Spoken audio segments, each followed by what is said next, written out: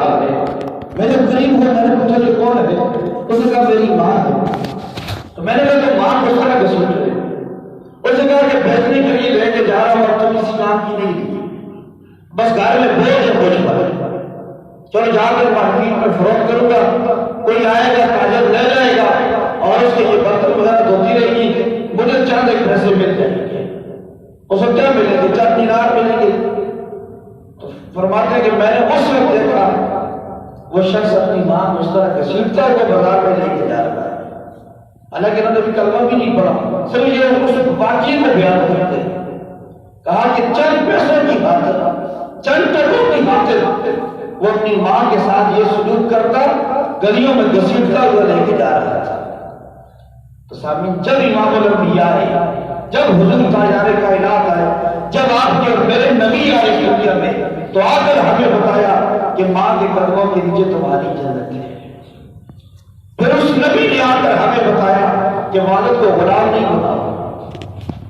زمانہ ایسا تھا کہ جب والد بوڑھا تھا تو ایک بیٹا اپنے باپ کو غلام بنا دیتا اور اس سے مشرف کا موقع نہیں. گھر کے سارے کام کاج اس باپ سے کروائے جاتے تھے اور باپ کے انسان تک نہ سمجھا جاتا تھا. حضور تاجدار کائنات نے فرمایا کہ ماں باپ کو فروخت نہیں کرو، ان کو غلام نہیں بناؤ، بلکہ والد کی رضا میں رب کی رضا شامل ہے. سامعین، یہ پیارا دین کس نے ہمیں دیا؟ امام الانبیاء نے دیا. ہمیں ضرورت نہیں ہے کسی کی مثال دینے کی کہ فلاں یہ ہے فلاں وہ ہے. ہمیں کسی کافر کی، کسی مجوسی کی، کسی یہودی کی مثال دینے کی ضرورت ہی نہیں ہے. اگر ہم مثال دیں گے تو اپنے پیارے نبی کی مثال دیں گے. اگر ہم بات کریں گے تو امام الانبیاء کی بات کریں گے. اگر ہم بات کریں گے، اگر وفا کی بات کرتے ہیں، ادب کی بات کرتے ہیں، تو پھر ہم وفا کی جب بات کریں گے تو صحابہ کی بات کریں گے، ادب کی بات کریں گے تو صحابہ کی بات کریں گے، اور جانے لگانے کی بات کریں گے، یا پھر صحابہ کی بات ہوگی یا پھر اہل بیت کی بات ہوگی جنہوں نے نبی پاک پر سب کچھ قربان کیا. اور جب حضور تاجدار کائنات کے سامنے جب یہ بیٹھتے صحابہ اور امام الانبیاء جب ان کو درس دیتے تو صحابہ کی بار کی آنکھوں سے آنسو جاری ہو جاتے تھے. وہ روتے تھے، وہ مچل اٹھتے تھے، وہ تڑپ اٹھتے تھے. وجہ کیا تھی لوگوں؟ وجہ یہ تھی کہ اس سے پہلے جب امام الانبیاء نے نہیں ملے تھے، جب انہوں نے تاجدار کائنات امام الانبیاء کا کلمہ نہیں پڑھا تھا، ان کا سلوک یہ تھا کہ بیٹی کو دفن کر لیتے تھے، باپ کو فروخت کر لیتے تھے، ماں کو گھسیٹ کر بازاروں میں بیچ کے آ جاتے تھے. یہ سلوک تھا. اور جب امام الانبیاء نے بتا دیا کہ ماں کے قدموں کے نیچے جنت ہے، جب انہیں پتہ نہیں تھا تو سلوک کیسا کیا؟ رونے کی وجہ یہ ہوتی تھی کہ کاش کہ آج میرے والدین زندہ ہوتے ہیں، کہ آج میں ان کی خدمت کر کے جنت حاصل کر لیتا. اور سامعین، جس نے والدین کی خدمت کی، ان میں سے کسی کو بھی پایا اور اس کی خدمت کی، اس کے سامنے اللہ پاک اس کی دعاؤں کو کبھی رد نہیں فرماتا. پھر آپ ایسا شخص دیکھیں کہ جو والدین کی خدمت کر رہا ہے، پھر آپ اس سے کہیں کہ میرے لیے بھی دعا کرنا. کوئی والدین کی خدمت کرنے والا مل جاتا ہے نا، آپ کو پتہ چل جاتا ہے بندے کو، اس سے کہیں کہ میرے حق میں دعا کیا. اب آپ کہیں گے کہ اس کو کیوں کہیں؟ تو میں اس پر 5 باتوں پہ بات ختم کرتا ہوں. حضرت اویس قرنی جو کہ تابعی تھے، حضور کا زمانہ پایا لیکن تابعی رہے، کلمہ پڑھا لیکن حضور کا دیدار اس طرح نہیں کیا جس طرح سارے صحابہ کرتے تھے. اس طرح حضور کی مجلس میں، حضور کی محفل میں آ کر بیٹھے نہیں جس طرح ابوبکر عمر عثمان پہلے قرار بیٹھتے تھے. لیکن وجہ کیا تھی کہ محبت حضور سے بے حد تھی، عقیدت بے حد تھی، لیکن ملنے نہیں آئے. حضور تاجدار کائنات اپنے بٹن مبارک کھولتے اور قلب کی طرف، شمل کی طرف اپنا سینہ کر کے لمبی لمبی سانسیں لیتے اور پھر صحابہ کو فرماتے کہ یہاں میرا عقیدت مند ہے، وہاں مجھ سے محبت کرنے والا ہے لیکن وہ مجھے ملنے نہیں آتا. تو صحابہ نے کہا کہ یا رسول اللہ، اتنی محبت کرنے والا اگر ہے تو ملنے کیوں نہیں آتا؟ فرمایا کہ وجہ یہ ہے کہ اس کی والدہ بوڑھی ہے اور نابینا ہے، یہ اس کی خدمت میں دن رات لگا رہتا ہے، لیکن محبت مجھ سے بڑی کرتا ہے۔ اور پھر فرمایا کہ جب حضرت ابوبکر اور حضرت فاروق اور مولانا شیخ خدا کو جب بھیجا ملاقات کے لیے، انہوں نے جب تلاش کیا تو تلاش کرنے کے بعد حضور تعالیٰ کائنات نے یہ فرمایا کہ جب اویس سے ملاقات ہو جائے تو ان سے یہ کہنا کہ میری امت کی بخشش کی دعا فرمائے۔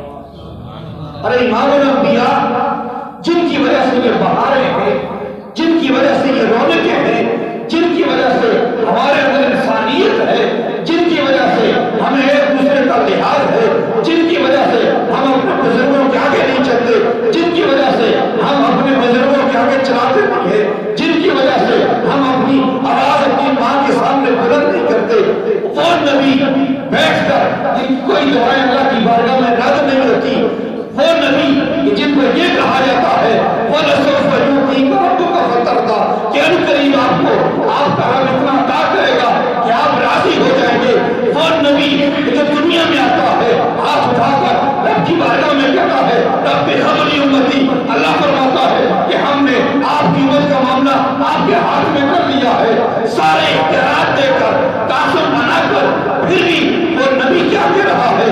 وہ نبی یہ کہہ رہا ہے کہ جاؤ جب اویس سے ملاقات ہو جائے تو کہہ دینا کہ میری امت کی بخشش کی دعا فرما۔ یہ ماں کی خدمت کا صلہ ہے لوگوں، کسی میری نہیں کہتا میں کسی پیر کا بے ادب نہیں ہوں، میں کسی بزرگ کی نافرمانی یا بے ادبی کرنے والا نہیں، لیکن اگر گھر میں بوڑھی ماں بیٹھی ہے تو کسی پیر کی چوکھٹ پر جھاڑو دینے سے کچھ نہیں ہوگا، کسی پیر کے ہاتھ پاؤں چومنے سے کچھ نہیں ہوگا، کسی پیر کی چوکھٹ پر پڑے رہنے سے کچھ نہیں ہوگا۔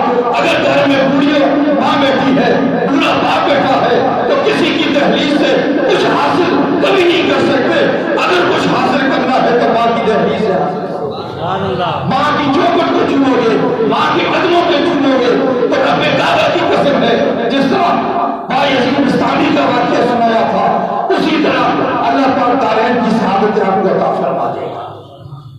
یہ نہ کہ جب ماں گھر میں بیمار پڑی ہے تو بیٹا جہاں پیر صاحب کی خدمت میں لگا ہے، ایسے کئی لوگ میں نے دیکھے والدین بوڑھے کو جی مرشد کی طرف سے بھی اجازت نہیں، وہ کون سا مرشد ہے جس کو یہ نہیں پتا کہ اللہ پاک قرآن میں فرماتا ہے، 7 جگہ پر یہ فرماتا ہے کہ میری عبادت کرنا اور میرے ساتھ کسی کو شریک نہ ٹھہرانا۔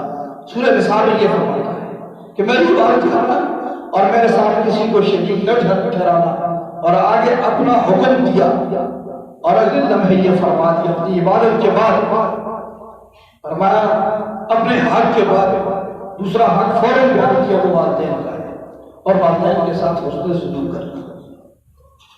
تو سامنے پھر اندازہ لگا لیں، یہ نہیں کہا کہ کسی پیر کی چوکھٹ پر جا کے پڑے رہنا، کسی بزرگ کے پاس پڑے رہنا، کسی مزار کسی دربار پر پڑے رہنا، وہاں سے اگر والدین ناراض ہوگے تو وہاں سے پھر کچھ نہیں ملے گا۔ یہ باتیں قبول نہیں ہوتی، یہ ایسی جگہ ہے، یہ ایسا گھر ہے اسامی وہ اویس کہ جن کی جب مدینہ شریف آئے نا حضور سے ملنے کے لیے، امام الانبیاء سے جب ملنے کے لیے آئے تو ملاقات نہیں ہوئی، کیونکہ ماں نے کہا تھا کہ گھر جانا اور اگر وہ گھر پہ نہ ہوئی تو واپس آ جانا۔